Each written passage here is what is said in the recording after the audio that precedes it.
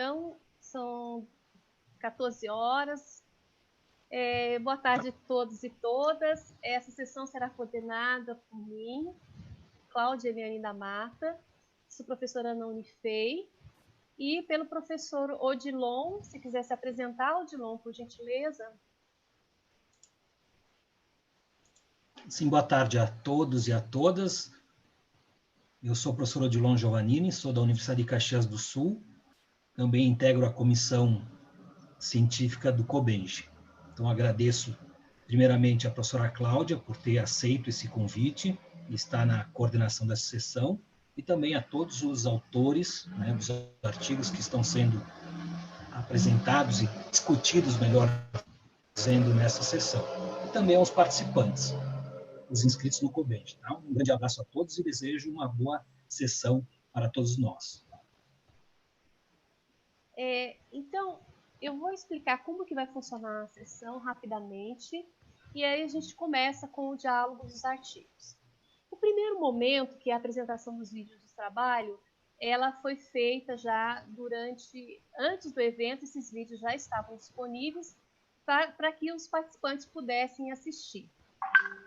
Então, durante essa sessão, não serão apresentados os vídeos. Tá? Nós vamos chamar os autores, e esses autores vão relatar brevemente do que se trata o artigo. Serão quatro artigos a cada meia hora. Então, durante essas meia horas, a gente vai fazendo as perguntas e os autores vão relatando o que eles fizeram, qual foi o estudo, qual foi a pesquisa. Tá? Então, vão ser 1h30. São 3 blocos com 4 artigos.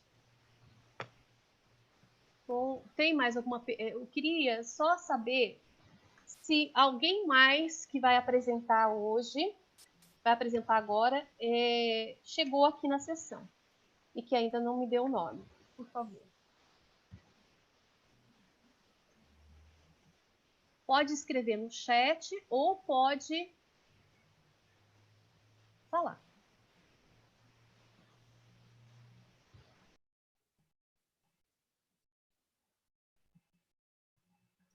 Então, nós vamos começar com o primeiro artigo, que é Educação à Distância em Tempo de Quarentena, propostas de um curso com abordagem da sala de aula invertida.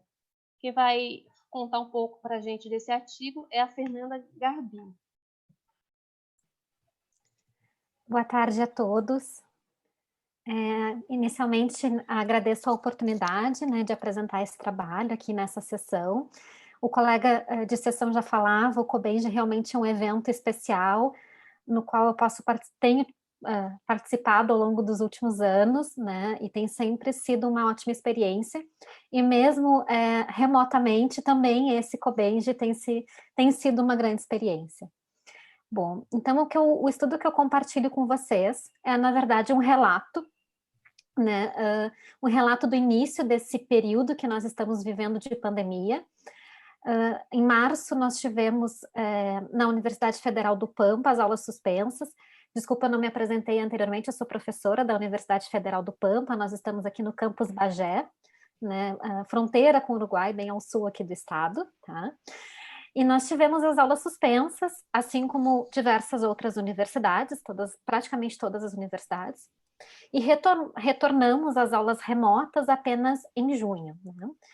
E durante esse período, então, de março a junho, nós tínhamos uma grande preocupação em manter um contato com os nossos alunos, mesmo sem as aulas oficiais, por motivos de manter o engajamento, a motivação, né, manter um diálogo com eles durante esse período, que era um período difícil. Nós estávamos ainda descobrindo do que se tratava a pandemia, estávamos todos muito inseguros, com diversos desafios aí pela frente.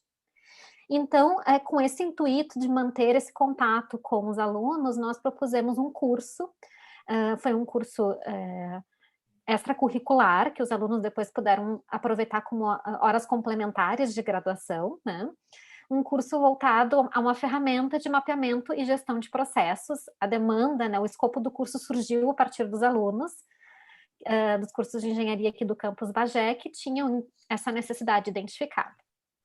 E aí o desafio foi como fazer a condução desse curso de forma remota, visto que a nossa experiência eram com aulas presenciais até então, né? Assim como os professores e os alunos também. Então, o que nós vimos como oportunidade foi adaptar a sala de aula invertida, que é uma ferramenta voltada ao ensino híbrido, né? Se pressupõe o ensino presencial e o ensino online, mas nós pensamos na adaptação da sala de aula invertida para o ensino remoto. De que forma, né? Intercalando encontros síncronos e assíncronos. Então, nós entendemos que o presencial também se dá no encontro síncrono remoto. Por exemplo, nós aqui estamos conversando remotamente, mas estamos presentes, estamos participando, estamos interagindo. Isso também é presença, não é presença física, mas é presença, né? E o ensino e a parte assíncrona, então, ficava por conta do estudo individual dos alunos de materiais, exercícios que eram disponibilizados antes dos encontros, né? Então, nós dividimos o curso em 3 encontros. Nós restringimos inicialmente o número de participantes, até no artigo eu trago resultados da primeira turma, mas nós tivemos mais turmas após, né? Justamente pelo desafio de lidar com essa situação do ensino remoto, nós acabamos optando por inicialmente trabalhar com poucos alunos e várias turmas, para poder ir atendendo às necessidades específicas de cada um. Nós utilizamos o Google Meeting e o Google Classroom. O Google Classroom nós usamos para disponibilizar materiais e procuramos sempre materiais diversificados, para que fosse possível atender as diferentes características dos alunos. Então, nós tínhamos vídeos, tínhamos artigos, tínhamos consulta a sites, exercícios de diversos tipos. E durante os encontros síncronos, então, nós tínhamos atividades de debate, discussão sobre os temas, também atividades práticas, né? Os alunos tiveram que fazer mapeamento de processo, utilizando a metodologia estudada, trazer casos para relatar, dividir com os colegas durante os encontros síncronos, né?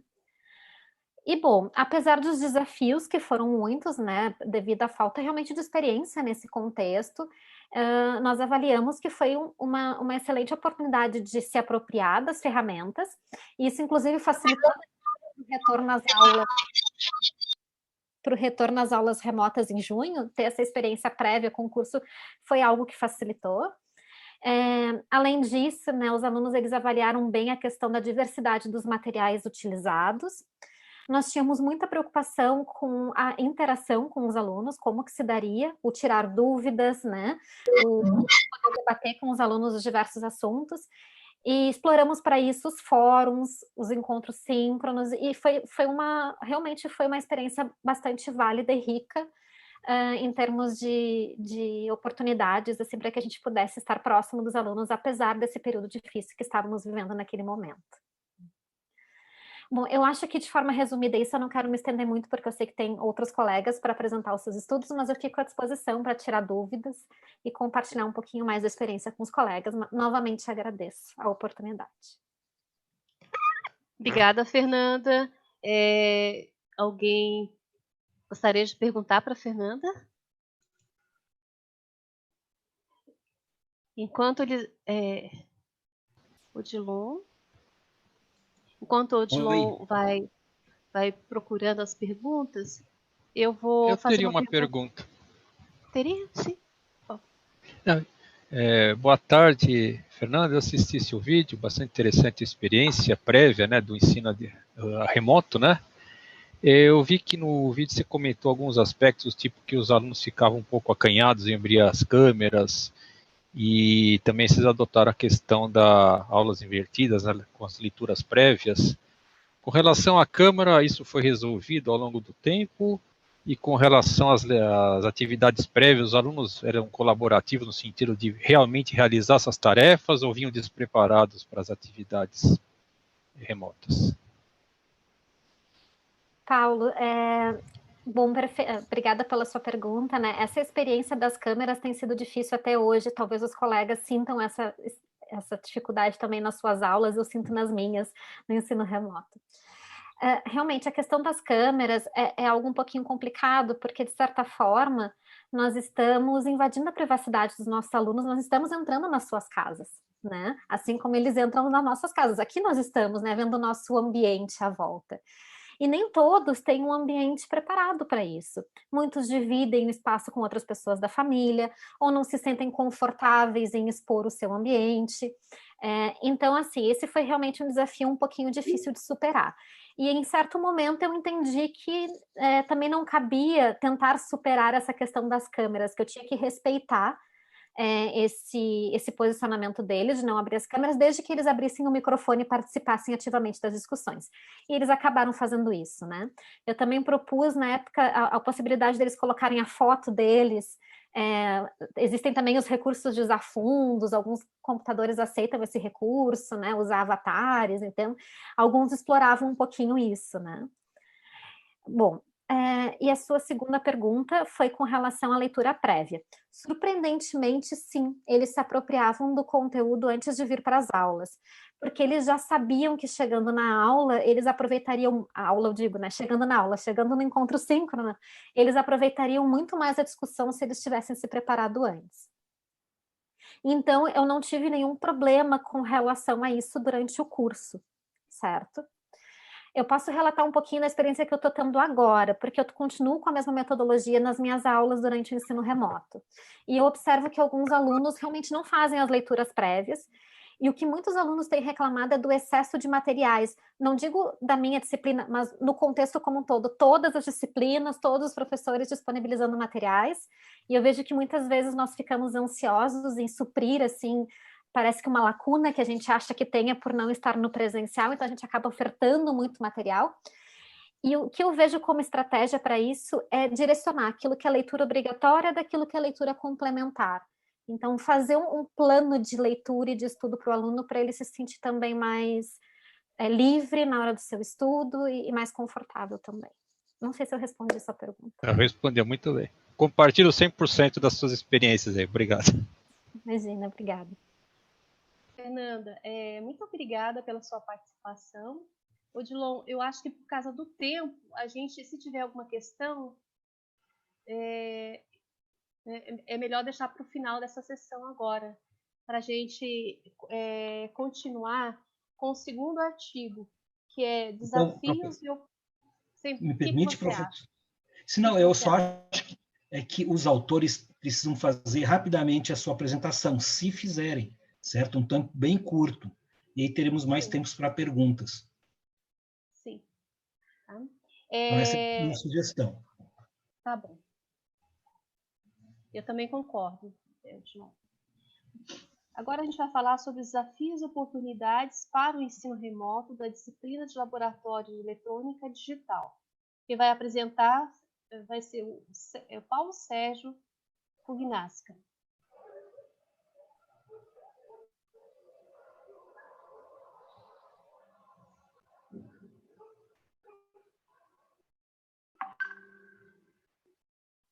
Abrir o microfone, Paulo.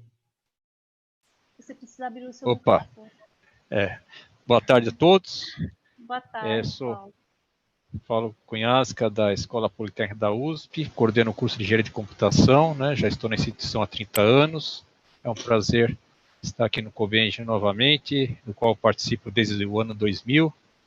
Participei inicialmente 15 anos ininterruptos, só nos últimos anos que eu falhei um pouco, mas é bom reencontrar as pessoas.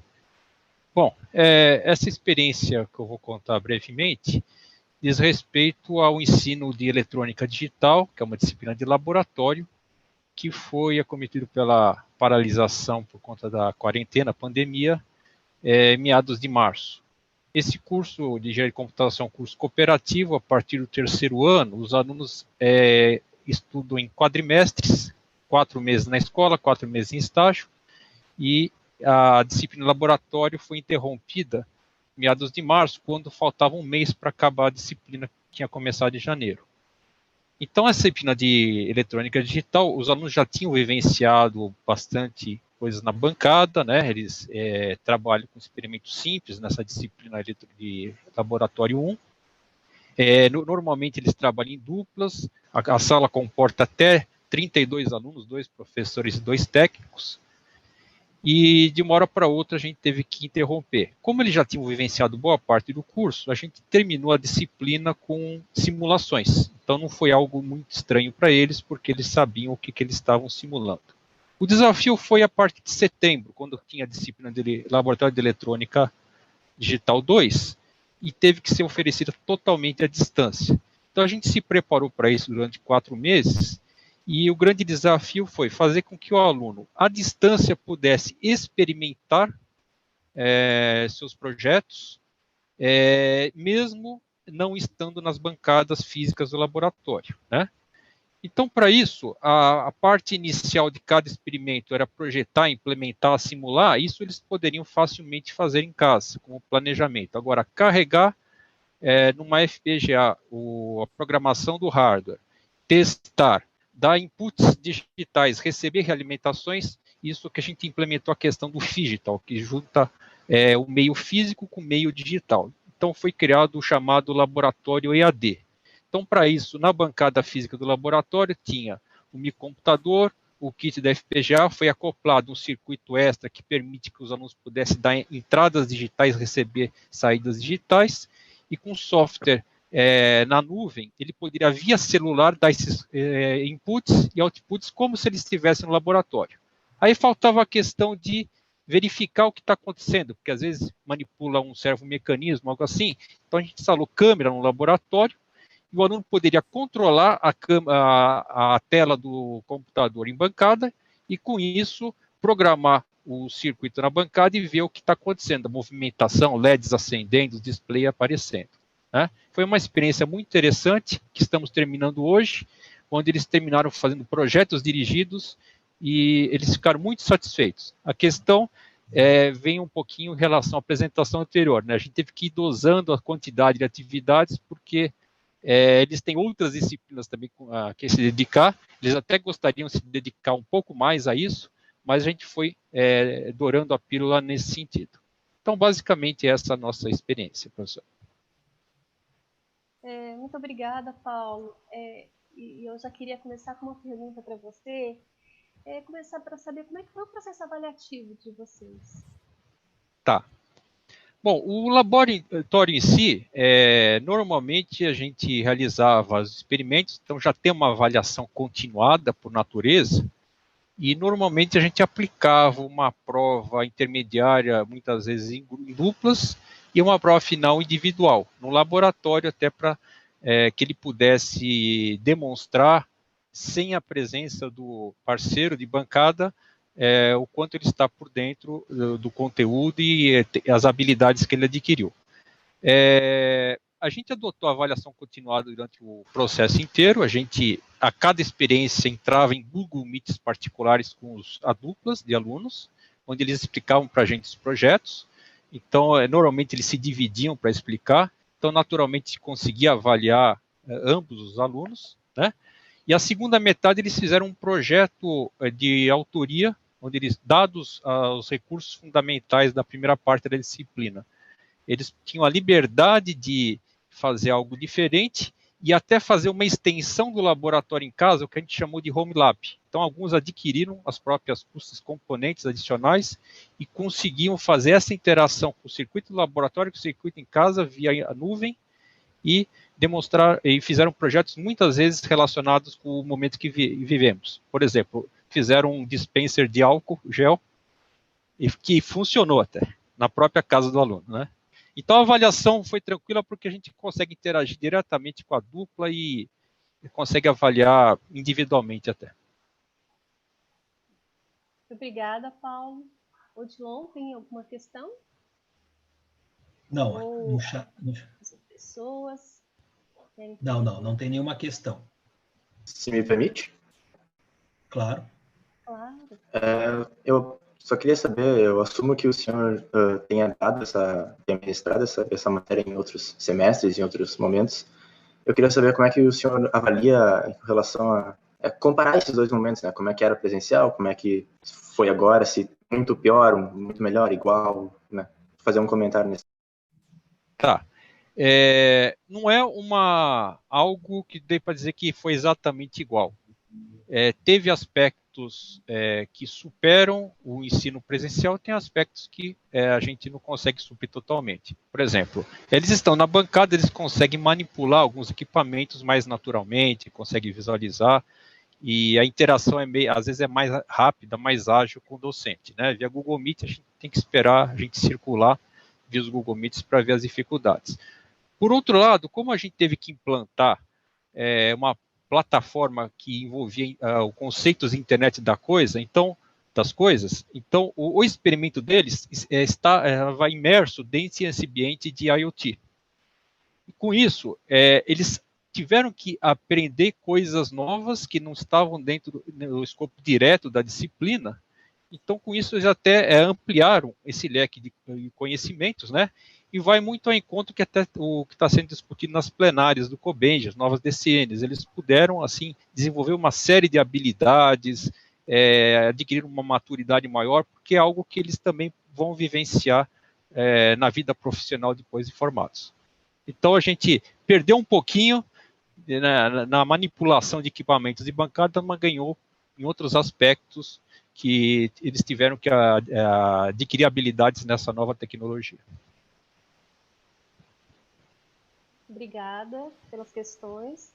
Então, agora nós vamos para o próximo artigo, que é a utilização de rádio definido por software dos laboratórios didáticos com recursos para o ensino à distância. Tem alguém que vai apresentar? Tem alguns dos representantes desse artigo aqui? Boa tarde, vocês conseguem me ouvir? Sim. Eu sou o Thiago, eu sou o escritor desse artigo, né? E só para dar um overview geral, não sei se eu já posso falar. Tudo bem? Todos me ouvem? Uhum. Estou te ouvindo. E a ideia geral desse trabalho foi basicamente a mesma que o professor acabou de apresentar, né? Só que o foco não foi para circuitos digitais, mas sim para experimentos de telecomunicações, né? Então foram realizados experimentos, em vez de ter um FPGA, a gente tinha, na verdade, um kit USRP para trabalho com rádio definido por software, conectado ali, né, a um computador que pudesse ser acessado à distância. Esse foi o arcabouço experimental do laboratório. E o procedimento é basicamente o mesmo que já foi relatado em trabalhos similares aqui, né? Então o aluno acessa remotamente a plataforma do rádio definido por software e executa todos os experimentos à distância, seja de modulação AM, modulação FM. E o objetivo de todo esse trabalho foi justamente demonstrar que esse tipo de aplicação ele pode complementar a matéria teórica e também propiciar uma nova forma, né, de tratar a questão do laboratório de telecomunicações agora de forma remota, né? Inclusive foram feitos experimentos um pouco além dos tradicionais, né, da ementa tradicional de um curso de telecomunicações, que além do FM, do AM e do QPSK tradicionais que são ministrados aí numa teoria tradicional, a gente aproveitou também o mesmo laboratório para explorar um pouco mais novos conceitos como de aprendizado de máquina, né? Então foi feito também um experimento que particularmente eu julguei bastante interessante, também sou um aluno fui aluno, né, embora de pós-graduação, mas participei dessas atividades, fazer um demodulador baseado em rede neural. Então, toda aquela ideia tradicional de definir limiares de decisão, que é feito por meio de estudos teóricos, estatísticos, antes de se implementar o demodulador, agora ele pode ser treinado online e assim ele se ajusta ao meio de forma mais fácil, né? Então, a rede neural que está dentro do demodulador se ajusta ao meio e consegue reclassificar todos os símbolos considerando, né, as imperfeições do meio. Mas esse foi o escopo geral do trabalho, né? Ter um rádio definido por software que pudesse ser acessado à distância e comprovar que ele pode executar experimentos de telecomunicações do básico até níveis mais avançados. Essa é a ideia geral do trabalho. Obrigada, Thiago. Eu queria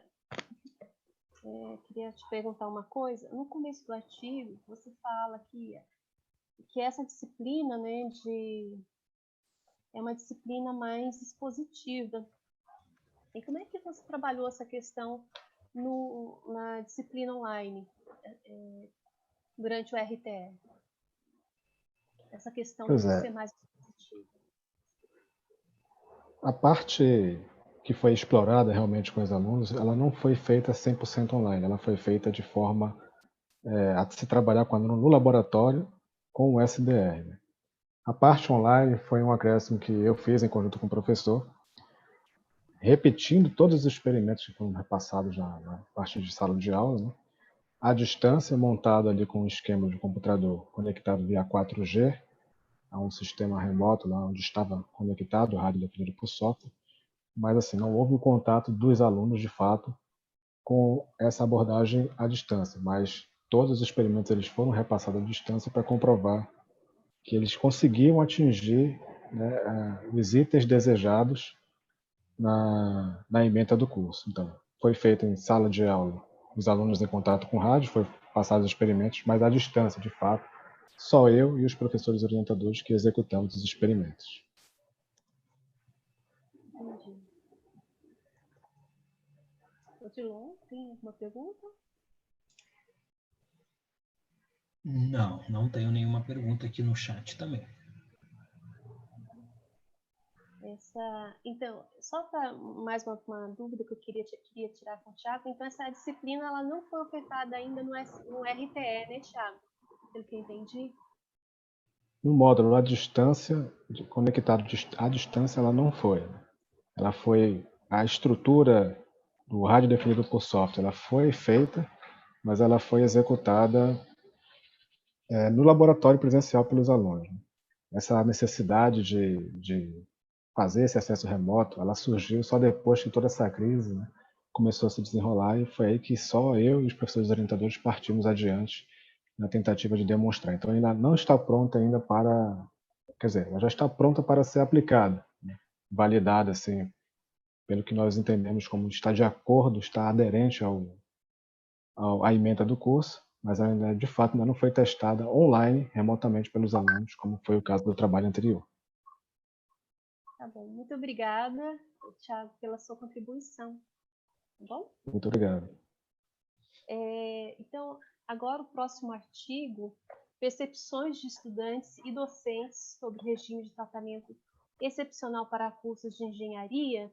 Sou eu que vou apresentar.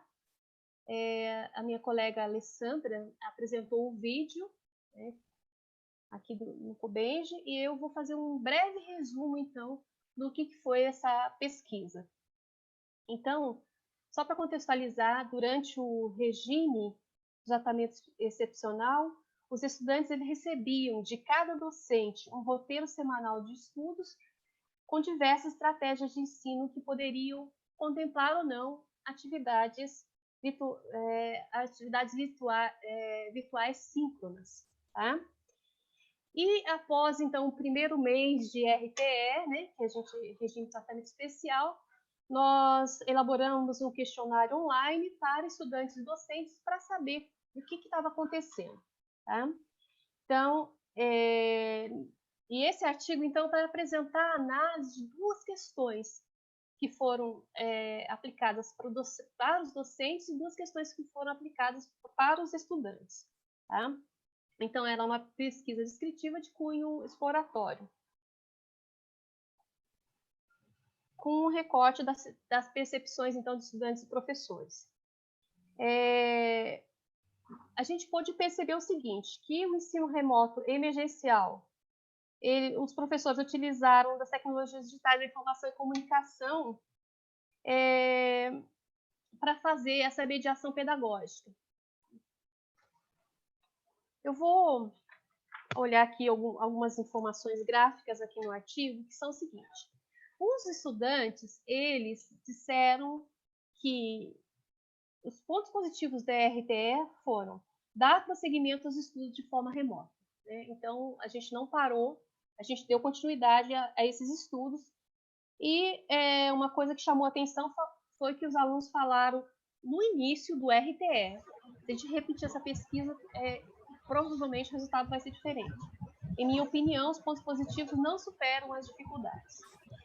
Quando nós perguntamos para eles, então, quais eram essas dificuldades, aí vai repetir aquilo que os autores anteriores também falaram, que é o excesso de tarefas semanais. Tá? E a outra questão que foi destacada foi que ele tem que conciliar as tarefas domésticas enquanto estuda os materiais postados, que também foi uma coisa interessante, né? Uma terceira questão que eles responderam também, que foi uma dificuldade, é que eles tinham dificuldade de lidar com ansiedade, depressão e o medo enquanto estudava, que também é um sintoma aí que apareceu durante a pandemia, logo lá no começo já, hein? Imagina como é que eles estão agora, né? Essa é uma reflexão. Aí nós perguntamos para os docentes qual que é o material que eles estavam, quais os recursos digitais que eles estavam oferecendo. Muitos disseram que era PDF e vídeos, tá? Muitos, inclusive, gravam os vídeos, né? Gravam a aula síncrona, para depois o aluno que não puder assistir na hora, ele pode assistir. E nós também perguntamos também aos professores quais foram os canais de comunicação mais utilizados. A grande maioria, 93%, você falou que foram os e-mails, que foi o e-mail. 67% falou que utiliza Google Meet. Alguns professores responderam que foi o fórum de dúvidas. 37% deles utilizam também os fóruns de dúvidas. Durante esse RTE, essas mudanças elas não são fáceis, né? A experiência emergencial com o ensino remoto, no entanto, pode contribuir para que os docentes reflitam mais sobre a importância da mediação pedagógica e que os estudantes assumam posturas mais ativas e aprendam a trabalhar colaborativamente com seus pares. Então, essas foram algumas conclusões que nós tiramos dessa pesquisa inicial. Nós vamos repetir a pesquisa agora. Alguma questão? Pode. Posso fazer uma pergunta, Cláudia? Claro. As percepções dos professores e dos estudantes, em algum momento, elas são iguais? Não, porque as questões foram diferentes, entendeu? Foram 2 questionários. Então, os questionários... As perguntas que nós utilizamos foram diferentes. Não, eu acharia interessante também, né, fazer uma mesma pergunta para poder ver se a percepção dos professores e dos estudantes, né, elas são, digamos, antagônicas ou não, né? Sim. Uma coisa o estudante ele diz, tenho essa dificuldade, né, excesso de trabalho e assim por diante, né? E, por outro lado, poderia o professor não se dar conta disso. Né? Tem muitos desses casos, né? Até porque o professor ele não está acostumado a trabalhar online.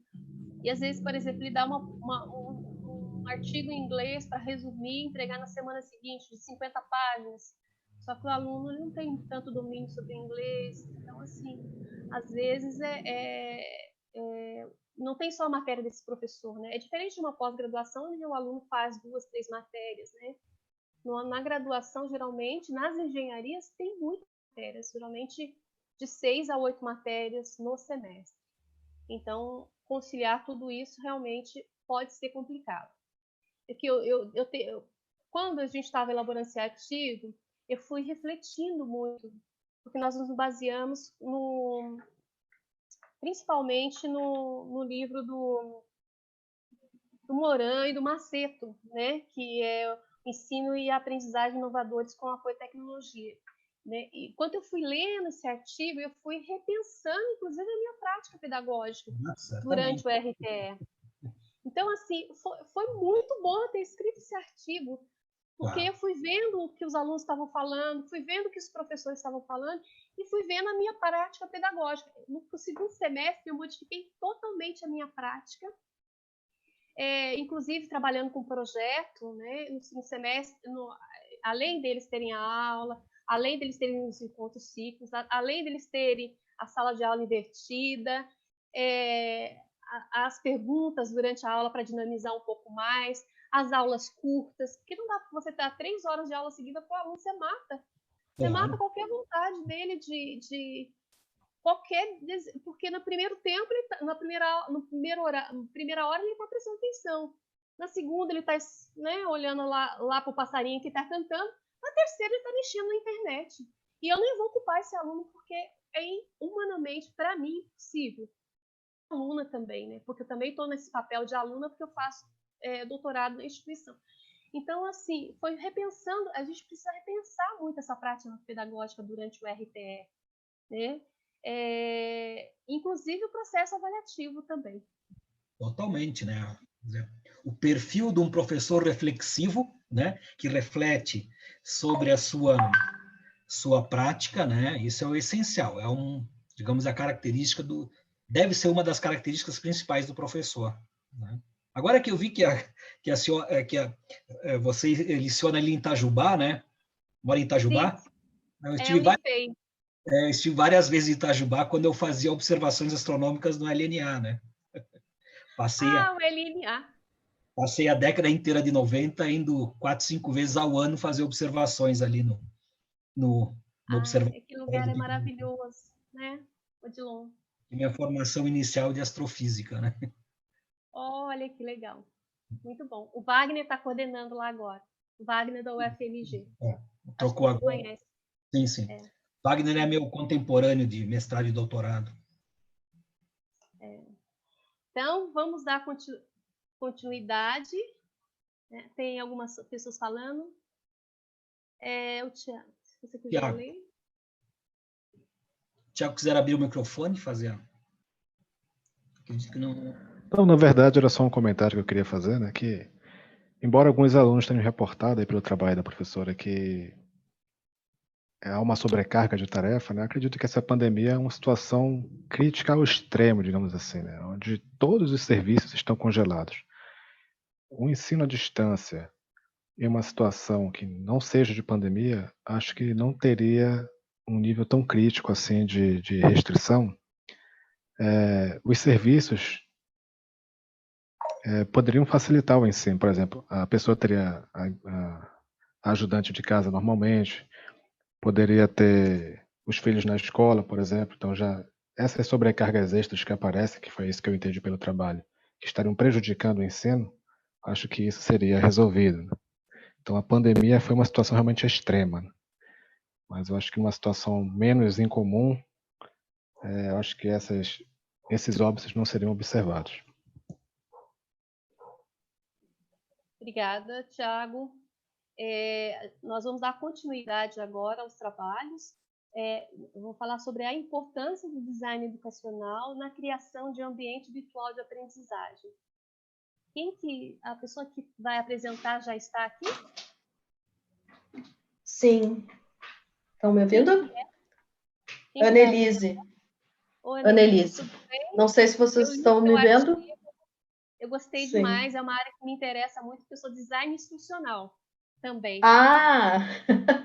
Eu sou engenheira e a equipe que escreveu esse artigo, temos uma designer também. Por isso ficou uma coisa bem assim forte essa questão do design dentro dessas características do AVA, né? Bom, então, apresentando um pouquinho esse trabalho, eu sou doutoranda do PG Design, da URGS, o Programa de Pós-Graduação em Design. Eu e a Dinara, que é também essa colega que eu estava falando, que é designer, e juntamente com a professora Paulette e a professora Juscelise, que são professoras no mesmo departamento que eu ministro aulas, que é o Departamento de Design e Expressão Gráfica. Então, estamos dentro dessa área, para vocês entenderem o contexto. Eu ministro disciplinas para os cursos de engenharia da URGS e também para os cursos de design, que são vinculados à Faculdade de Arquitetura.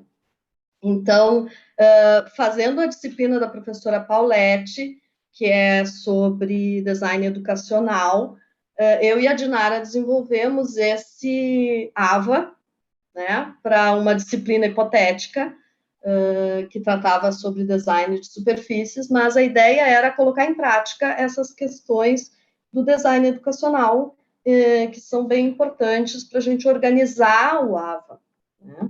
E depois, durante esse período de ensino remoto que nós entramos, a Dinara leciona na Unicinos, que é uma universidade particular aqui do Sul. Ela já estava no meio do furacão e nós entramos depois, né? Nós iniciamos em agosto as nossas aulas, então ela já estava no meio do furacão e foi nos alimentando coisas e surgiu a oportunidade de escrever esse artigo com esse assunto que a gente tinha trabalhado nessa disciplina. Então, depois, quando eu fui fazer as minhas, montar as minhas disciplinas no Moodle, eu usei praticamente tudo disso aqui que a gente tinha desenvolvido na disciplina, né? Pensando nessa questão de empatia e como vocês estavam comentando agora há pouco no seu trabalho também, todas essas questões de considerar que o aluno está numa condição diferente, que ele está fazendo 1000 outras disciplinas e a carga de trabalho do aluno, né? Nós estamos vendo agora que o nosso semestre está acabando, agora terminou ontem, né? Nós fizemos as últimas aulas síncronas com os alunos, pedindo que eles dessem um feedback de como é que tinha sido o semestre, o desenvolver do semestre. Eles comentaram justamente isso que tu ressaltou, né, que a carga de trabalho está muito grande, e a gente tem notado isso, porque eles têm não só o trabalho das disciplinas nossas, mas tem todas as outras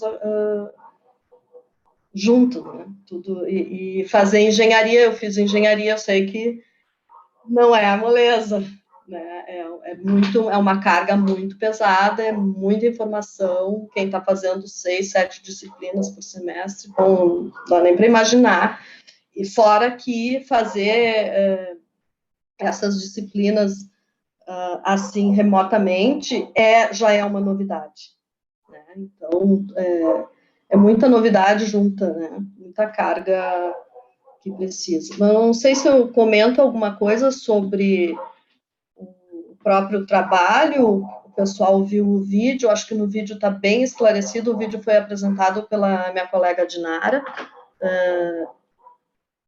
Está super bem ali esclarecida essa questão de que pontos a gente deve levar em consideração, né?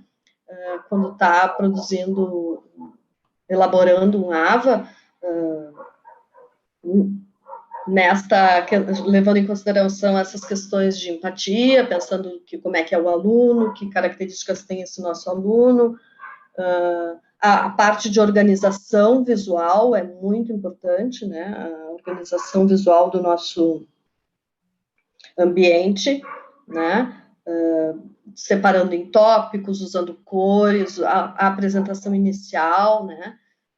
Eu tenho visto, como eu sou doutoranda, eu fiz disciplinas no Moodle, a minha disciplina foi colocada toda, organizada toda no Moodle também, e eu vejo, inevitável comparar, né? Tu compara com outros colegas, como é que eles fizeram, e a gente realmente sente que quando o ambiente está bem organizado, tu vai direto ao ponto, tu acha as informações, aquilo ali não te deixa com a sensação assim de angustiado, eu não vou saber depois onde é que eu vou postar o meu trabalho. Tudo está organizado, está visualmente bem sinalizado, onde participar de fórum e tudo, né? Então, eu acho que isso é fundamental e muito importante. E a gente teve como feedback desses alunos de engenharia, também do pessoal do design, que os nossos Moodles, as nossas disciplinas estavam muito boas de seguir, estavam fáceis de se seguir, né? Porque eles se sentiam confortáveis, se sentiam bem, assim, é confortável, é a palavra. Tu chega e tu sabe o que tu vai encontrar, né? Tu sabe onde é que tu vai achar as informações para estudar e tal. A gente também trabalhou com essa questão de sala de aula invertida, né? Tínhamos aulas síncronas, que eram encontros síncronos, na verdade, para eles tirarem dúvidas. Funcionou mais ou menos assim, né? Eu já estou já estou falando para vocês aqui uma parte da minha experiência, já que os trabalhos anteriores também estavam compartilhando essas experiências, né? Onde eu apliquei isso que a gente está publicando nesse trabalho, né? Eu apliquei, não com essa cara de design de superfície, que a minha disciplina é geometria descritiva, mas levando em consideração esses aspectos, né? Então, não sei, posso ficar... Não vou comentar mais nada do trabalho, eu fico aberta a questionamentos de vocês, quem sabe a gente direciona para alguma coisa que o pessoal queira realmente tirar dúvida. E agradeço a oportunidade de apresentar.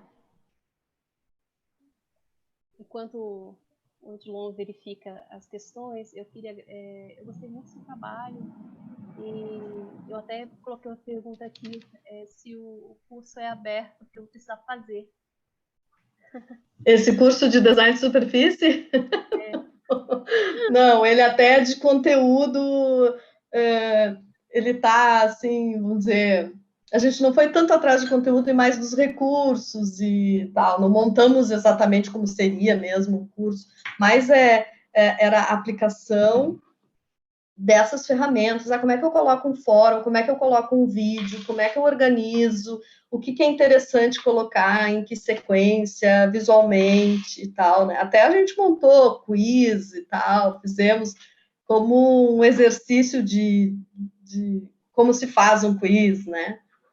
Mas não está aberto esse curso, mas podemos pensar em melhorar ele e abrir, quem sabe. É verdade. Eu gostei bastante. Eu fui lá, olhei, assisti o vídeo, gostei demais. Nossa, já fiquei interessada. Alguma pergunta, João? Não. Não? Não tem a gente vai dar continuidade, só para a gente não atrasar a sessão, então.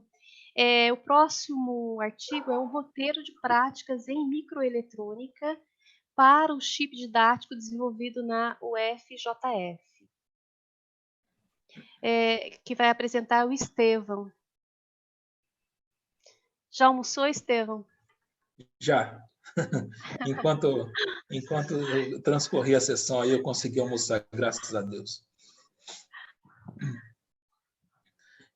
Bom, primeiramente, boa tarde a todos e todas, né? Também compartilho a sensação assim de felicidade de participar do Cobenge, né? Eu participei de 2 edições presenciais do Cobenge, uma delas aqui na nossa cidade, aqui de Juiz de Fora, né? Então, deixa eu me apresentar, eu sou professor da Universidade Federal de Juiz de Fora, Departamento de Circuitos Elétricos, né? Coordenador do curso de Engenharia Elétrica, Habilitação em Sistemas Eletrônicos. Nós temos 5 engenharias elétricas, né? Desde o Reúne, né? Nós tínhamos uma engenharia elétrica generalista, né? Na qual eu me formei em 98, e a partir de 2009 foram instituídas as habilitações de sistemas de potência, energia, sistemas eletrônicos, telecomunicações e robótica e automação industrial. E desde 2018 eu sou coordenador do curso, né, de sistemas eletrônicos, também professor atuando nessa área de eletrônica. E nós teríamos, né, nós tínhamos previsto no curso uma disciplina de projeto de circuitos integrados, né? O problema é que assim nossa equipe de microeletrônica é imensa, né? Se resume a essa pessoa que vocês estão vendo aí na tela. Nós não temos aí na Universidade Federal de Juiz de Fora ainda nós não tínhamos uma tradição em microeletrônica como outras instituições têm, né? Num campo que já enfrenta assim dificuldades imensas aí no país, né? Os investimentos assim em microeletrônica, a gente fica naquela expectativa de que agora vai e não decolou realmente como precisava, né? Mas nós temos a cadeira de projeto de circuitos integrados, surgiu lá para 2014, um projeto, né, que eu propus, né, de projetarmos um circuito integrado para estudo dos blocos funcionais de circuitos analógicos, né? Porque, especialmente, os circuitos analógicos não tem tanto material, né, como a gente tem aí para circuitos digitais, e nos laboratórios é muito difícil você fazer alguns testes com circuitos discretos. Por exemplo, 2 transistores que você pega lá, compra na loja 2 transistores para fazer uma prática lá de par diferencial. Isso tem uma grande dificuldade para dar certo, né? Porque eles são componentes descasados.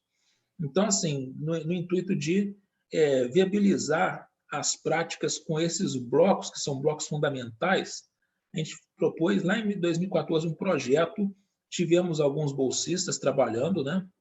E o serviço Moses nos Estados Unidos, né, tinha um programa educacional, ainda tem, mas o programa está sendo reformulado, né? Mas na ocasião o programa permitia que qualquer universidade fabricasse um chip por ano, né, dentro de determinadas condições de tamanho e de tecnologia. Então, nós enviamos o projeto para lá, fabricamos não só esse, como também 2 outros chips menores em área, né? Como esse era um projeto de pesquisa, ele pôde ter uma área um pouco maior. Então, a gente fabricou e recebemos esse projeto, se eu não me engano, em 2017, né? E como parte dos requisitos para você ter a fabricação gratuita do chip, você tinha que apresentar um relatório. Então, nós fizemos nós montamos aquela placa que vocês devem ter visto lá na apresentação, não especialmente voltada para fazer práticas com ela, mas especialmente para os testes que seriam necessários, né? Mas, a partir dali, nós começamos a pensar, eu, um aluno na ocasião de treinamento profissional, né, em prepararmos algumas práticas que pudessem ser feitas utilizando aquele chip, né? Então, a proposta de um roteiro ainda não está completamente concluída e, na verdade, não foi colocada assim, nem em prática, porque o sistema de fabricação gratuita de chip, né, mandou para nós 5 chips encapsulados, ou seja, com seu encapsulamento de modo que pudesse ser testado, né, e 35 unidades não encapsuladas, que estão guardadas no meu armário, porque a gente não teve dinheiro para mandar encapsular, né? Eu sempre brinco assim que nosso empreendimento aí é tipo aquela famosa cruzada dos pobres na história, né? A gente quis fazer um negócio, mas sabia que dinheiro não tinha, né? Então, usamos ferramentas os próprios softwares que nós usamos para fazer o projeto e simulação são softwares gratuitos, né? Então, eu vou abrir a palavra para quem quiser fazer alguma pergunta, me coloca à disposição.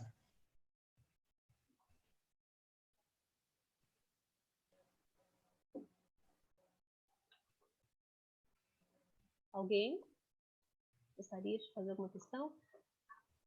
Eu vou perguntar, então, Estevam, e como é que é essa prática, porque é uma simulação computacional, né? Mas como que essa prática está sendo feita agora durante o RTE? Não, agora sim, as práticas de laboratório, as do departamento de circuitos, né, incluindo, por exemplo, laboratório de eletrônica, não estão sendo ofertadas essas disciplinas, né? o departamento achou por bem não ofertar. Poderíamos ter ofertado alguma coisa assim com uma apresentação remota, né? Mas assim entendemos que não seria o aluno indo lá montar o circuito, vendo dar certo, vendo dar errado, né?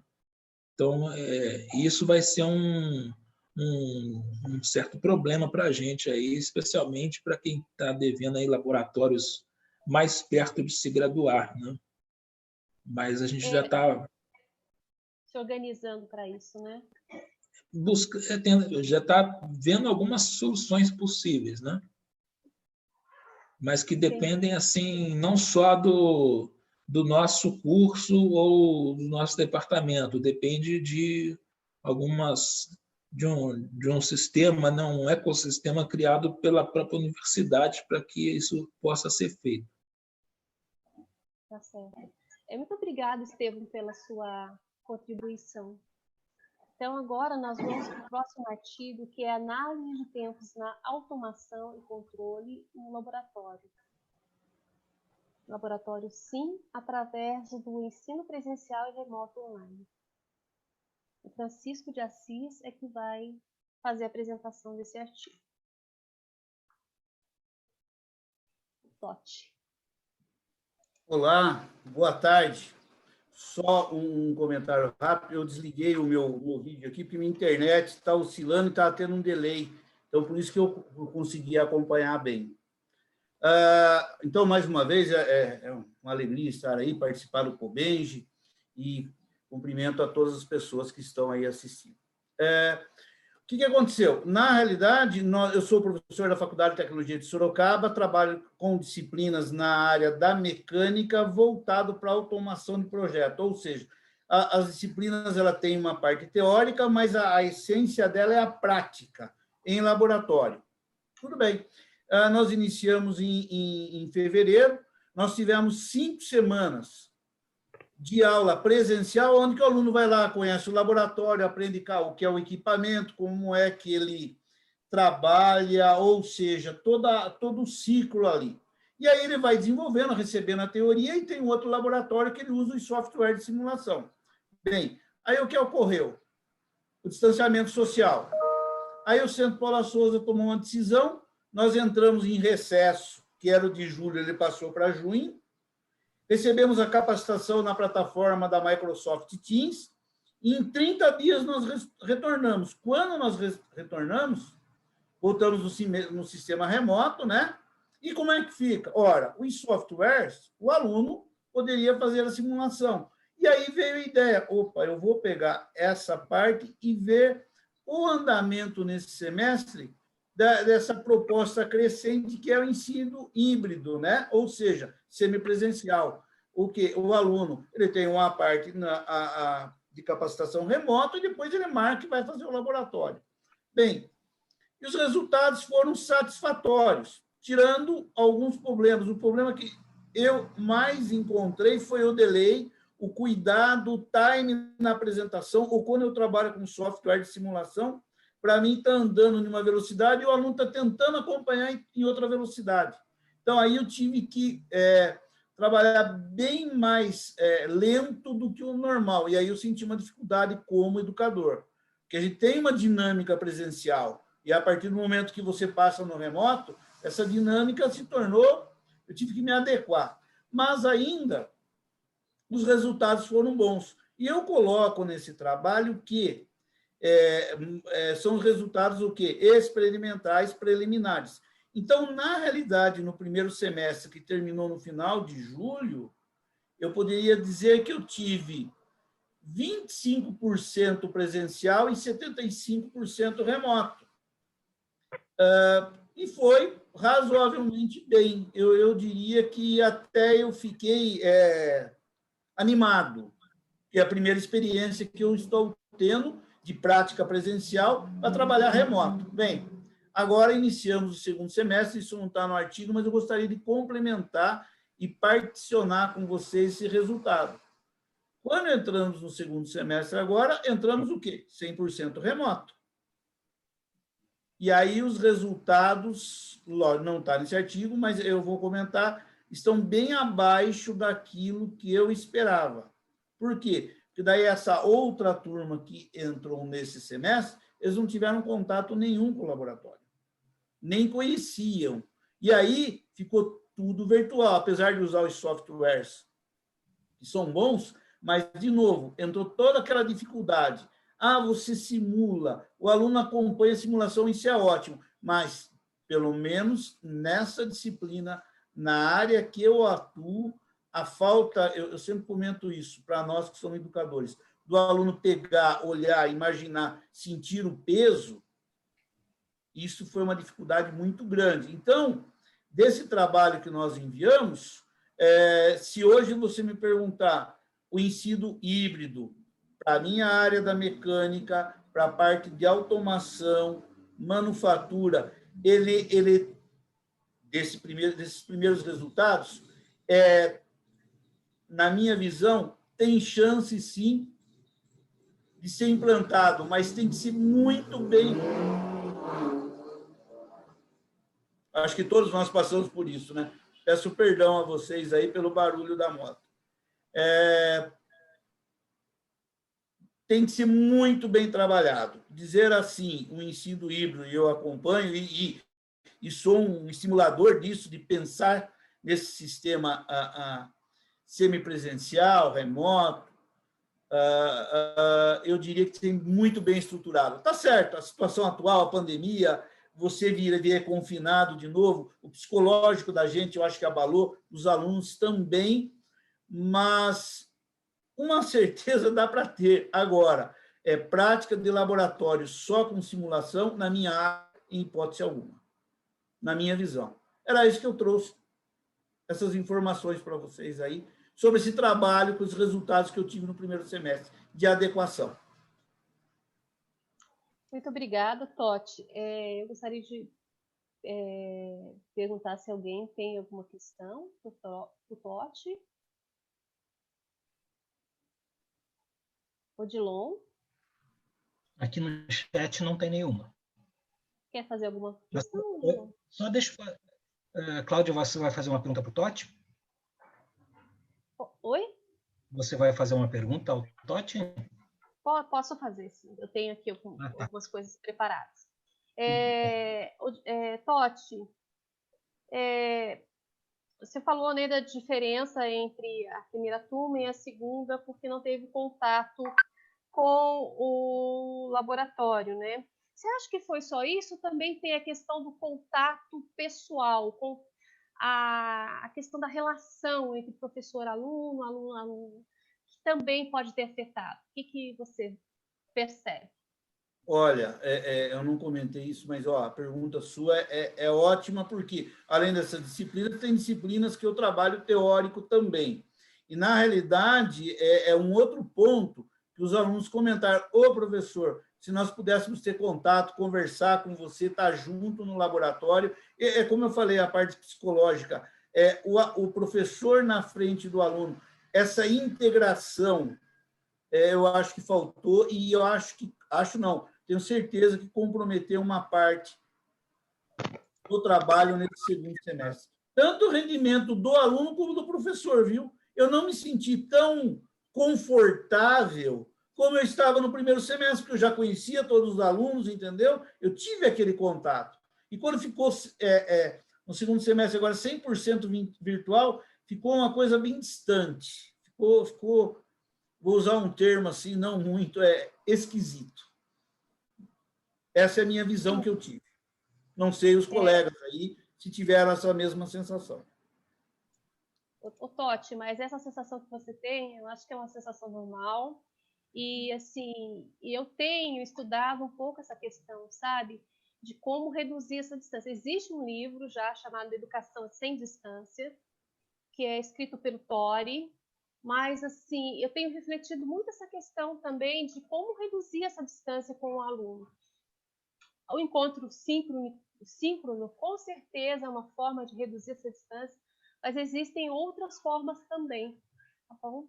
É interessante, mas faz falta mesmo o contato físico, né? O contato pessoal, né? O contato presencial. Então, agora eu vou dar continuidade para a gente não se atrasar na sessão, tá bom? Obrigado. Com o artigo 8, o 8º artigo, que é uma análise da influência de recursos eletrônicos e a eficácia do emprego das plataformas virtuais durante o regime de exercícios domiciliares especiais. Quem vai apresentar será o Davi. Davi, eu peço só para você prestar um pouco atenção no tempo, para a gente não estourar o tempo da sessão, tá bom? Sim, a gente vê que a gente está já 5 minutos atrasado. Bom, resumidamente, nosso trabalho, ele desenvolvido pelo PET de Engenharia Elétrica da Universidade Federal de Santa Maria, muito parecido com o seu trabalho, Cláudia, que é recolher dados de como está sendo esse período de aulas online, né, foi naquele primeiro momento, então mais lá atrás, né, e coletar opiniões de alunos e professores, ver como é que eles estão lidando com isso e como que eles estão achando e o que eles acham que pode melhorar ou não. E a gente vê, eu vou me focar um pouco mais nos alunos aqui, porque já teve várias visões de professores, os próximos trabalhos eu sei que também abordam algo assim, e a gente vê que eles realmente têm muita dificuldade, né, e principalmente no sentido de que no começo a preocupação maior era se isso ia atrasar de alguma forma o tempo de formação deles, né, de estar na universidade, porque muitos relataram que muitos professores não tinham adotado esse regime de exercício, porque ele era opcional, certo? Então, muitos professores não tinham começado a dar aulas e estavam optando por esperar a volta das aulas presenciais. E naquela época, todo mundo achava que ia ser 1 mês, 2 meses de quarentena, né, mas acabou sendo muito mais que isso. Então, naquele momento, essa era a preocupação. E, bom, depois se tornou obrigatório, então vários professores tiveram que começar das aulas de qualquer maneira, mas é mais nesse sentido mesmo, né? As plataformas que também estavam sendo utilizadas, muitos tinham preocupação com relação às matérias que eram tanto práticas quanto teóricas, porque a teoria ela é relativamente fácil de dar à distância, né? O conteúdo, mas a parte prática ela pesa um pouco, porque tu precisa dessa interação, de estar no laboratório, né? Porque essa pesquisa foi feita com alunos da engenharia elétrica, então tem essa carga pesada de conteúdo prático. Então, era mais ou menos isso. De novo, não quero me atrasar aqui o bloco, né? Então, abra a questões aí. Davi, eu gostei muito do seu trabalho, e aí eu percebi uma coisa, que a quantidade de docentes e de discentes que participaram foi baixa, né? Sim. Isso por quê? Você tem alguma explicação para isso? Pois é, a gente teve... Primeiro que isso foi uma pesquisa que foi feita relativamente em cima da hora, porque saiu essa definição da reitoria, e a gente correu para fazer essa pesquisa que a gente tinha pouco tempo, né? Uma das coisas que a gente pensa é que a questão, com relação aos alunos, isso era só do curso, né? Então a gente colocou ali, em relação aos alunos, 25% dos alunos do curso responderam, e que não é necessariamente tão baixo, porque a gente tem que pensar que muitos alunos também optaram por não adotar, e muitos alunos não têm acesso à internet, isso é uma realidade no nosso campus. E como a pesquisa foi feita online, muitos não tinham acesso à pesquisa, certo? Com relação aos professores, a gente realmente não tem uma resposta definitiva para isso. Primeiro, a gente acha que a pesquisa pode não ter chegado a eles, porque como isso é uma pesquisa feita por alunos, muitos professores não se sentem confortáveis também a responder nesse sentido, porque muitos realmente não adotaram o regime o REID, então talvez não se sintam confortáveis a responder. Então, a gente realmente não tem essa resposta, mas por isso que eu também resolvi focar aqui na resposta dos alunos, porque para o que a gente se propôs a fazer, aqui a gente definiu que aquele número de respostas, ela conseguia nos proporcionar uma resposta que seja generalizada de alguma forma, certo? Ô, Davi, você é aluno da engenharia elétrica? Eu sou aluno, isso. Você é aluno? E aí, então eu queria te perguntar, como aluno, quais as potencialidades que você pode notar no ensino remoto? Desculpa, quais? As potencialidades. Potencialidades. Que você nota no ensino remoto, Eu sou uma pessoa que eu tenho uma relação de amor e ódio com o ensino remoto, porque para muitas coisas ele é realmente melhor, certo? Eu pessoalmente acho que o modelo de aulas gravadas, né, com algumas aulas em síncronas, ela realmente funciona para diversas matérias. principalmente as matérias mais teóricas, por exemplo, matérias como cálculo, ou equações A, B, enfim, eu acho que a gente consegue desfrutar muito dessas aulas tendo o modelo delas gravadas, porque a gente sempre pode voltar, pode ver o que o professor fez de novo, né? A gente pode realmente prestar atenção na aula e não ter que se preocupar em tomar nota do que está acontecendo, né? Porque a gente tem essa possibilidade de voltar no tempo, entre aspas, né? Porém, eu tenho uma certa preocupação com relação às disciplinas mais práticas mesmo, porque é realmente muito limitante tu não ter acesso ao laboratório para fazer essas disciplinas. Por exemplo, não ter como desenvolver uma placa de circuito impresso, por exemplo, né? Não, a gente só tem que fazer isso por simulação, e por simulação tudo dá certo, né? Tu não está exposto aos erros dos equipamentos e dos circuitos reais, certo? Então, tem esse certo nível de preocupação, mas eu acho que é possível, sim, de ter um ensino, pelo menos para grande parte das matérias, um ensino remoto de qualidade. Obrigada. Davi, você falou, aproveitando o gancho que você falou em erro, tá bom? Próximo artigo vai tratar um pouco dessas questões. É o artigo chamado Caracterização de erros experimentais e circuitos eletrônicos no laboratório remoto Vizir. Então, a gente vai entender um pouco melhor o que esse artigo fala. Eu não sei quem que é que vai apresentar. A pessoa está aí já?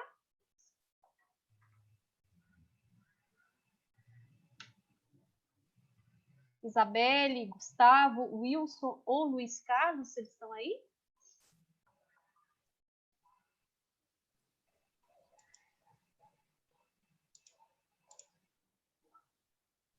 Então a gente vai ficar sem saber o que aconteceu, o que é, viu? Infelizmente, Davi, nós, né? Você e todos nós. Então a gente pode dar continuidade ao próximo artigo, que vai falar um pouquinho da pandemia do Covid-19 no ensino de engenharia, o desafio enfrentado pelos professores. É a Ana Carolina, a Patrícia Fontana, Eni, Andresa e a Maci. Alguém está aí?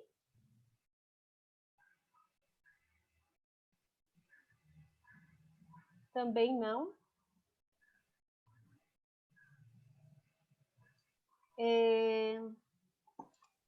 Então vamos ao próximo artigo, que é sobre o algoritmo Merge-Sort, desenvolvido em linguagem égua de programação, utilizado no sequenciamento das bases nitrogenadas. Sou eu. Quem que é que está falando? O Heitor aqui. Não sei se a minha câmera está aparecendo. Tudo bem, Heitor? Tudo. Tá aparecendo uma tela, assim. Tá meia... Pode... Não, tá conectando a sua câmera ainda. Sim.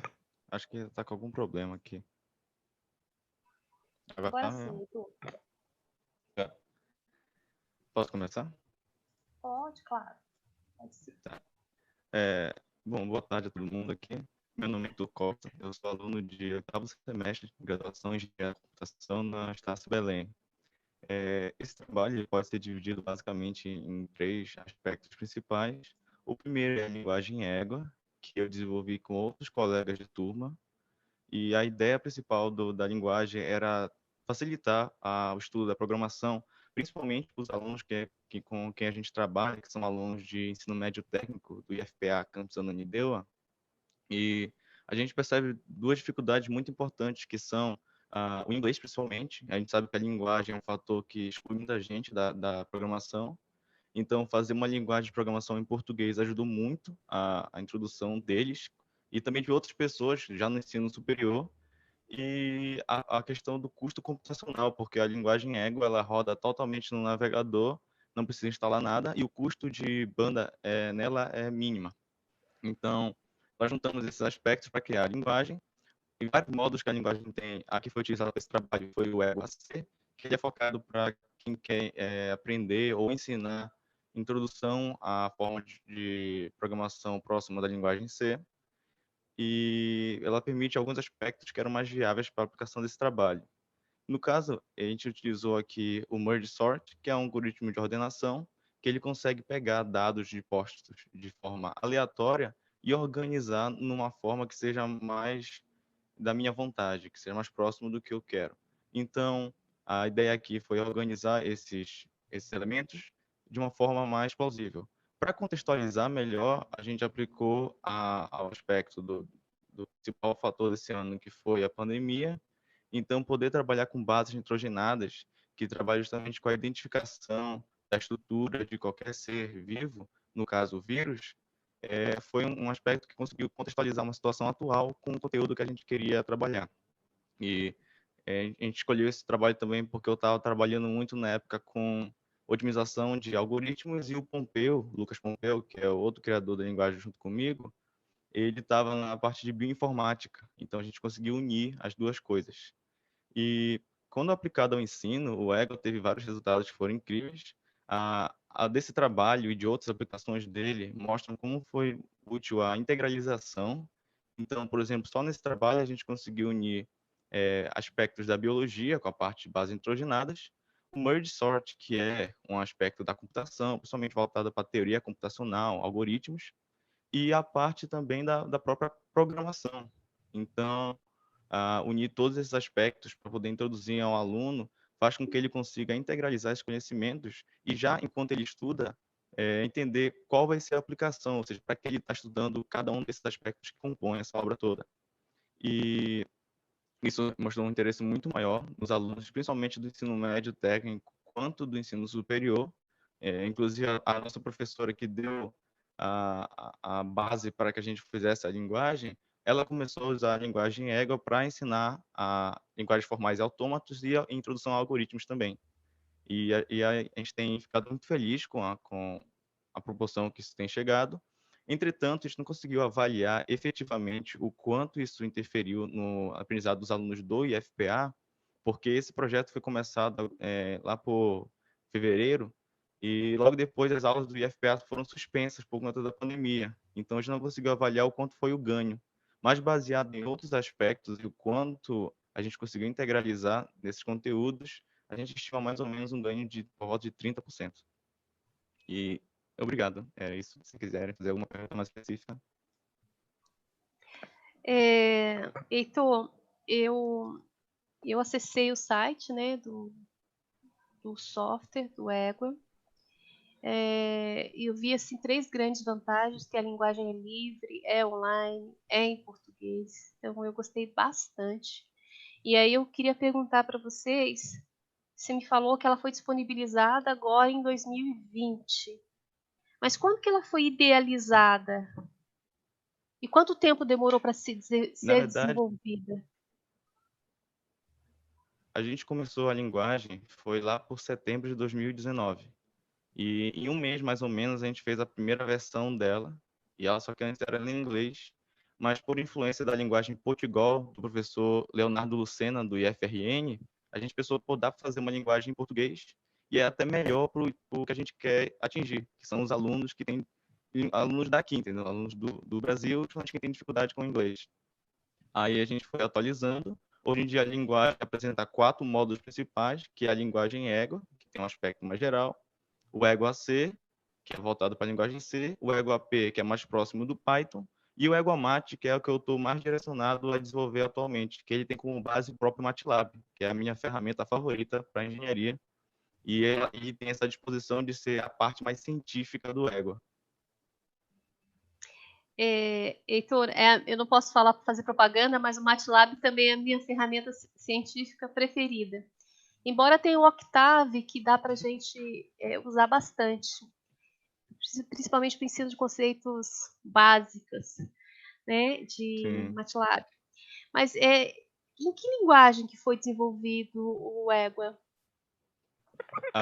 O Ego original, o principal, que a gente chama, ele basicamente roda em JavaScript. O Ego AC, que foi usado para esse trabalho, ele é transpilado em C. Inclusive, no trabalho a gente cita a transpilação como um dos fatores principais dele e ajuda bastante a manter a eficiência sem ter um custo computacional muito grande. Muito bom, achei interessantíssimo. Odilon, alguma questão do público? Alguém do público quer abrir o microfone para perguntar?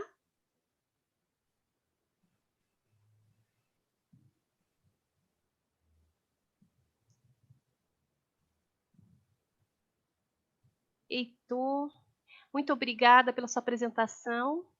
Então, nós vamos para a próxima apresentação, a última apresentação, que é a aprendizagem colaborativa no ensino da modelagem da informação, da construção do contexto do isolamento social. Quem que é a pessoa que vai apresentar? Ricardo, Camille? Quem que vai apresentar? Grande. Oi? Alô? João Hudson. Ao João. Tudo bem, João? Isso. Tudo? O vídeo está aparecendo? Está aparecendo só o seu nome. Não sei se está. Pronto, vocês estão me vendo? Não ainda. Opa. Agora sim. Opa, boa tarde. Boa tarde. Eu sou um dos coautores desse estudo, com o Ricardo e a Camila, nós somos alunos da Universidade Federal do Ceará, do curso de Engenharia Civil, e fazemos parte de um projeto de extensão chamado Escritório de Projetos Integrados de Engenharia. Bom, esse estudo é basicamente uma análise de como foi feito um grupo de estudo para instalações, e a gente analisou como foi a dinâmica desse desenvolvimento desse projeto e o que é que a gente percebeu ao final. Basicamente, esse projeto foi realizado em março e abril, depois da interrupção das aulas no UFC, né, pela Covid-19, e a gente meio que teve esse panorama. Se reunir, desenvolver projetos, cada membro tinha um projeto diferente a fazer, mas que seriam o mesmo, ou elétrica ou do sanitário, mas que teriam essa reunião, esse contato de modo online. Aí a gente meio que desenvolveu esses projetos em 1 mês e meio, março e abril. A gente se reuniu, definiu como ia ser a metodologia, cronograma, o roteiro, para que a gente, a cada etapa, pudesse se comunicar, tirar dúvidas. Por isso que a gente usou essa metodologia da aprendizagem cooperativa. Cada membro tinha um trabalho diferente a ser feito, mas a gente, conjunto, ia no passo a passo, a cada etapa, fazendo essa ajuda mútua. A gente aprendia, estudava, assim, ao longo da semana, e em um dia a gente se reunia para discutir, debater, por isso que a gente fez essa análise. Se as nossas escolhas desse tipo de trabalho, estudo, foi boa, não. Assim, durante esse projeto, ao final, a gente conseguiu desenvolver esses projetos, assim, de maneira separada, e no final a gente conseguiu, além disso, criar um manual para esse projeto de extensão. Esse projeto de extensão fez o quê? Que cada participante aprenda algo diferente e deixe essa sua marca para os demais, que os demais a gente enfrentou dificuldades, teve todas as questões a serem ultrapassadas, mas que a gente pudesse contribuir com os futuros membros. Aí, com isso, a gente fez esse manual e deixou lá. Como fazer esse projeto de elétrica, de sanitária, utilizando o BIM, dessa forma, assim, cooperativa e online. Esse foi o nosso trabalho. A gente, nesse estudo, analisou essa percepção individual de cada membro sobre o que é que a gente fez, o que é que a gente conseguiu, o que é que a gente teve de bom nesse método de estudo. A gente viu que a responsabilidade individual e a heterogeneidade foi algo marcante, que cada membro se responsabilizava pelo seu projeto e, ao final, teve cada um projeto próprio que a gente conseguiu fazer. Basicamente, mas também teve algumas dificuldades, como assim, essa falta de liderança de cada membro, porque a gente viu que um membro ficou responsável pela essa cobrança, essa gestão de todos, e os demais simplesmente aceitaram as ordens e seguiram o que foi proposto, mas que a gente conseguiu atingir nossos objetivos. E também outra deficiência foi essa interdependência positiva, que faltou nos membros. Mas a gente viu que o impacto desse modelo, assim, após a interrupção das aulas, foi positivo, que a gente conseguiu desenvolver um bom trabalho, mesmo com algumas dificuldades. Acho que, em geral, é isso. Se tiverem alguma dúvida.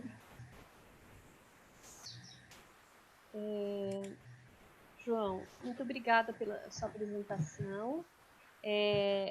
A questão do trabalho, né, a aprendizagem colaborativa realmente ela é importante e ela é diferenciada, né? Alô? Tá mudo aqui. Você está conseguindo me ouvir? Pronto, agora eu tô. Conseguiu? Agora sim? Então, assim, existe uma diferença entre o trabalho colaborativo e o trabalho em grupo, né? Não tô ouvindo. Pronto, sim. E aí, sim. Você participou também do trabalho colaborativo? Desses trabalhos colaborativos, né? Isso. E aí, me diga qual que é a maior diferença, assim, o que você mais gostou de trabalhar de forma colaborativa? Como são feitos os trabalhos da faculdade. Tem aqueles grupos, trabalhos grupais, essa aprendizagem colaborativa, né? A principal diferença é a reunião de pessoas que têm uma obrigação a fazer, tipo, o trabalho tem que entregar alguma coisa e faz por obrigação. E essa aprendizagem cooperativa é mais, a gente se predispõe a fazer um projeto ou algum trabalho específico. A gente busca conhecimento, a gente não se limita à nossa obrigação. Por exemplo, eu entrei no grupo de elétrica porque eu tinha afinidade com essa área de estudo. A gente se preocupava com o que a gente estava fazendo, não só a obrigação de entregar, mas com a qualidade que a gente buscou.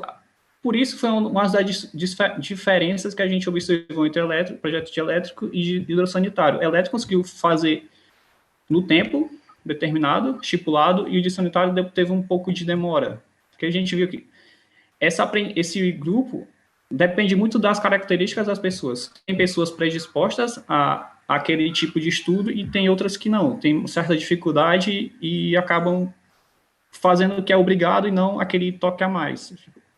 Uma pequena diferença nisso. E como que foi feita a avaliação dessas atividades? A avaliação foi feita individualmente ou ela foi feita para todo o grupo? O grupo recebeu uma nota só?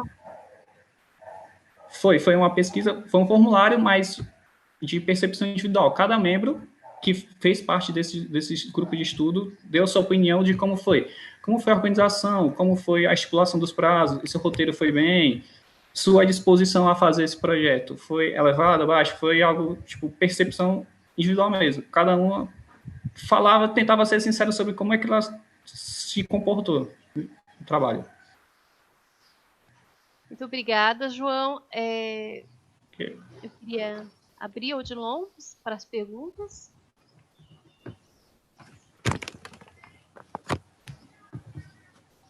Eu gostaria de fazer uma pergunta, se possível, rapidamente. Sim. No chat não há nenhuma. Acho que o professor Totti pode fazer a sua pergunta. Ok. Obrigado, Dilon. É uma pergunta, como que vocês se sentiram? Porque quando você trabalha, mesmo que você não tenha um grupo coeso, como você comentou, tem uns que se dedicam mais, outro mesmo, mas no sistema presencial acaba um incentivando o outro, né? E nesse distanciamento, o que você sentiu? Maior dificuldade daquele daquele, sabe, de cutucar, vamos trabalhar junto ou não? O que você sentiu dessa diferença? Diferente foi o que eu tinha até falado agora. Foi essa reunião do grupo já era algo que a gente já estava montando para ser feito presencial, mas que com essa mudança a gente decidiu manter. Vamos fazer, a gente mesmo no nosso grupo decidiu, vamos continuar com isso, um projeto e vamos ver o que é que vai dar. Deve ter uma diferença para o período da faculdade, porque muitas das disciplinas tiveram interrupção, né? Ficar aquele tempo ocioso, sem eu ter o que fazer. Aí eu me predispus e os outros meus também a dar aquele gás no projeto. Mas foi um período difícil. Tá, mas o que me chamou a atenção, e pelo menos é a visão que eu tive, veja bem, a área é sua e tinha a outra área, certo? Então as duas áreas iam ter que se comunicar. Será que não é utópico? Porque a dinâmica de uma área, às vezes, é totalmente diferente da outra área. Você percebeu isso ou não? Sim, teve essa diferença. Tipo, o de elétrica até que fluiu bem. Todos os membros conseguiram fazer tudo no tempo, mas de hidrossanitário não. Teve a dificuldade. Entrega de etapas, teve uns atrasos. Teve os membros que meio que desistiram no meio e voltaram um tempo depois. uma característica muito pessoal de cada membro. Então, aí só para finalizar e sem tomar tempo, Cláudio, aí vem aquela história do dom, da percepção, eu acho, do aluno. Por exemplo, para quem gosta de elétrica não é uma coisa física, palpável, que eu posso ir pegar e ir lá. Eu acho que tem até mais facilidade do que talvez em outra área. Eu acho que a própria característica. Então, eu acho que, na minha visão, você colocar assim, eu acho que isso vale a pena, eu acho que depende muito da característica do aluno, do curso, da disciplina, na minha visão. Eu só queria fazer esse comentário. Não sei se você sentiu isso. Alô? Alô? Pode repetir, por favor, que o áudio cortou um pouco. A minha internet está ruim, desculpa, tá? Na realidade, o que eu quis dizer é o seguinte, por vocês terem essa aptidão por essa área, que não é abstrata, digamos assim, que você... E a outra área, eu acho que a facilidade foi maior também, eu acho que isso contou muito. Isso vai em encontro daquilo que eu comento. Às vezes fala assim, você pode trabalhar esse sistema com várias disciplinas. Eu acho que dependendo das disciplinas, esquece, o rendimento não vai ser o mesmo. E nem às vezes por culpa do aluno, ou às vezes nós, professores, somos cobrados. Então, o teu trabalho, todos são maravilhosos, mas o teu trabalho, eu acho que traz essa mensagem para a gente, na minha visão. Concordo. É isso que o nosso projeto de extensão busca. Aprender coisas novas, sejam desafiadoras, que nenhum dos membros tinha aquele conhecimento prévio, né? A gente tinha que aprender por si só e tentar. A gente viu que tem essa predisposição inicial e tem a dificuldade da próprio conteúdo. E, assim, acho que é isso que a gente conseguiu observar. Legal. Obrigado a todos. Muito obrigada. A todos os participantes. Eu queria fazer mais uma chamada novamente para 2 artigos que não estavam aí na hora, que é a caracterização de erros experimentais em circuitos eletrônicos no laboratório remoto VISIR. Tem algum representante? E a outra é a pandemia do Covid e o ensino de engenharia, desafio enfrentado pelos professores. Tem algum representante? Então, como eu queria, a gente ainda tem uns minutinhos, eu queria agradecer a todos vocês pela participação nessa sessão. Eu aprendi muito com todos vocês. Muito obrigada aí pela colaboração e pelo diálogo. Eu vou pedir para o professor Odilon fazer as considerações finais dele para a gente poder encerrar.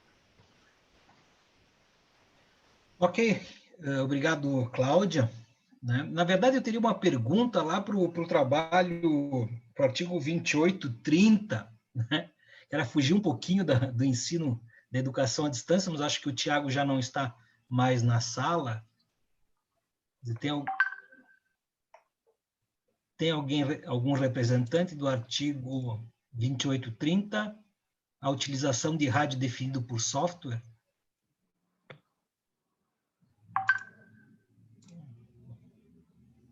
Acho que ele já saiu da sala. Não, a minha pergunta era mais do ponto de vista técnico, né? O que é o rádio definido por software? Alguém poderia me responder?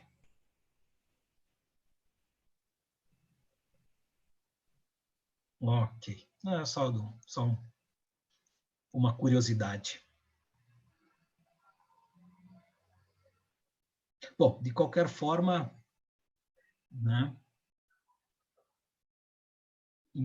Eu gostaria, então... A gente pode deixar disponível, né, alguns minutos para alguém fazer algum comentário final sobre o seu trabalho, se acha que pode acrescentar, complementar com alguma coisa. Os autores aqui presentes podem se pronunciar, se faltou algum comentário, né, que pudesse contribuir. Com licença, professor Odilon. Professora Cláudia, deixa eu só comentar assim que a nossa nosso empreendimento de fabricação, usando o serviço lá do Moses, né? Foi interrompido porque eles interromperam o programa educacional para as universidades não americanas, né? Então, a gente ficou sem esse recurso. Esperamos que isso, em algum outro momento, possa retornar, né? É só isso.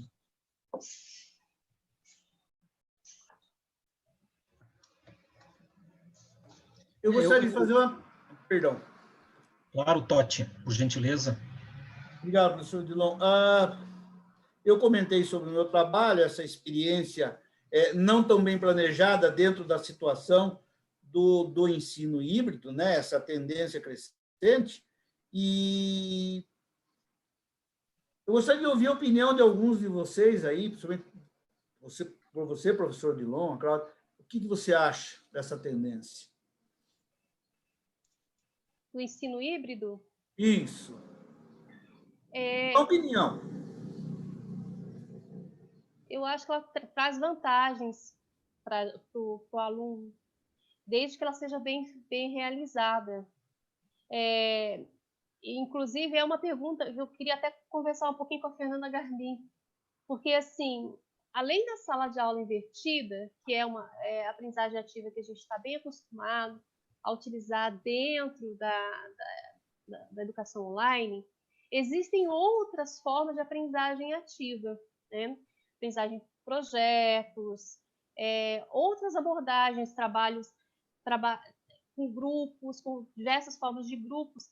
Então, eu queria perguntar, né, respondendo a sua pergunta, mas assim, jogando a bola para a Fernanda, se ela, além da sala de aula invertida, Fernanda, é possível aplicar outras abordagens de aprendizagem ativa, e se vocês aplicaram alguma outra abordagem que você queria relatar para a gente aqui? Perfeito. Bom, nesse curso que foi relatado pelo artigo, nós aplicamos aprendizagem baseada em problemas. Então, os alunos, eles tinham que buscar, dentro das experiências que eles tiveram em estágios, em trabalhos, alguns participantes dos cursos eram membros das empresas juniores, né, da universidade, então eles tinham alguma experiência anterior, eles tinham que trazer situações que eles tinham vivenciado para ser discutido e propostas soluções, tá? Hoje eu trabalho com aprendizagem baseada em projetos, na disciplina de simulação no curso de engenharia de produção. Então, a gente busca projetos reais para desenvolver as simulações, problemas, enfim, eles desenvolvem todo o projeto de simulação ao longo de toda a disciplina. Isso não é um trabalho final na disciplina, a gente faz isso durante todo o semestre. Então, a gente vai intercalando a apresentação de conteúdo com as etapas do projeto, e assim eles vão vivenciando na prática aquilo que eles estão estudando. No ensino remoto, agora, isso tem sido um desafio devido ao acesso às empresas, porque nós temos todos os cuidados e a responsabilidade de colocar esses alunos hoje dentro das empresas, estando em pandemia. Então, infelizmente, a gente só consegue fazer aqueles projetos cujas empresas aceitam trabalhar de forma remota também, né? A gente não vai colocar os alunos nessa situação nesse momento. Mas eu vejo que depois, posteriormente à pandemia, com o ensino híbrido, eu acho que é uma tendência, já respondendo a pergunta do Totti, eu acredito que o ensino híbrido é uma tendência. Eu acho que isso é uma ótima oportunidade, assim, de trabalhar com projetos, né? Principalmente prevendo esses tempos fora de sala de aula e dentro das empresas. Claro, aqui a gente precisa criar mais oportunidades e parcerias com as empresas, né? Porque eu também percebo essa diferença, professora, assim, a gente às vezes propõe problemas que são problemas estruturados, ou projetos fictícios, e eles não têm o mesmo impacto que um projeto e um problema real, né? Então, nesses contextos em que realmente a gente está vivenciando o real, o aprendizado, eu percebo, ele é diferenciado, né? E respondendo ao colega Totti, por que eu vejo o ensino híbrido uma tendência? Porque ele já é uma tendência na nossa rotina. Nós hoje atuamos com a tecnologia, nós compramos pela internet, nós nos encontramos com as pessoas por reuniões remotas, e não só agora durante a pandemia, mas em outros momentos também. Várias empresas já vinham adotando o trabalho remoto e híbrido, né, em vários momentos, assim. Então, assim como a tecnologia afeta todo o nosso cotidiano, enfim, também vai afetar a educação, né? Eu acho que a educação é mais uma área da sociedade que vai ser impactada pela tecnologia, né? Então, eu vejo por isso uma tendência do ensino híbrido e uma grande oportunidade também.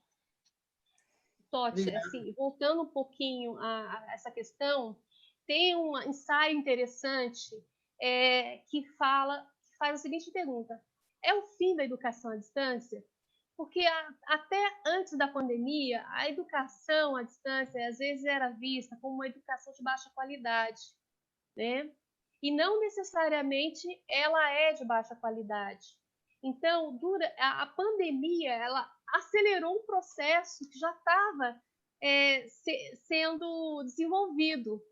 E aí a gente pôde, durante a pandemia, a gente está refletindo muito, está conversando muito sobre essas questões. Os professores questionam muito, né? Questionam os métodos de avaliação, principalmente, como é que eles devem ser, porque não podem ser o mesmo da aula presencial. Você não pode dar uma aula onde somente você é o protagonista. Realmente o aluno tem que participar dessa aula de forma ativa para ele conseguir aprender. Porque se ele ficar ouvindo 3 horas de aula, ele não vai aprender nada. Ele não vai aprender.